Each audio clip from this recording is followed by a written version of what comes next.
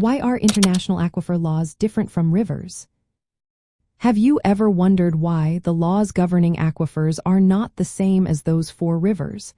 It's a fascinating topic that highlights the unique nature of these water sources. Let's break it down.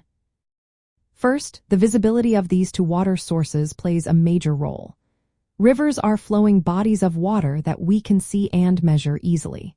In contrast, aquifers are underground reservoirs that are hidden from view. This invisibility makes it tough to determine their boundaries and how they function. Next, consider the hydrological connectivity. Many laws treat surface water and groundwater as parts of the same system. However, some aquifers do not interact with surface water at all. This means that laws need to differentiate between connected aquifers and isolated ones, which is not a concern for rivers. When it comes to legal frameworks, rivers have a long history. There are thousands of treaties that date back centuries, focusing on navigation and irrigation. On the other hand, laws specifically for transboundary aquifers are more recent and less developed. They often get included in broader watercourse conventions. International legal principles also adapt to the unique features of aquifers. For example, the principles of equitable and reasonable utilization take into account the natural characteristics of an aquifer and its recharge rates. This is different from how these principles apply to rivers.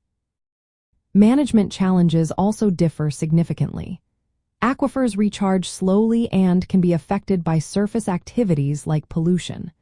Laws governing aquifers must address these indirect impacts, which is not typically necessary for rivers. Lastly, the complexity of governance comes into play. Aquifer laws exist across various legal instruments, creating a complex system. Unlike rivers, which have clearer guidance from established frameworks, aquifer laws are scattered and lack a single comprehensive treaty.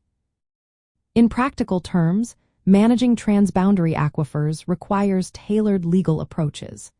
These approaches must recognize the hidden nature of aquifers and their slower dynamics. This includes integrating scientific understanding into legal frameworks and promoting cooperation among states sharing these resources.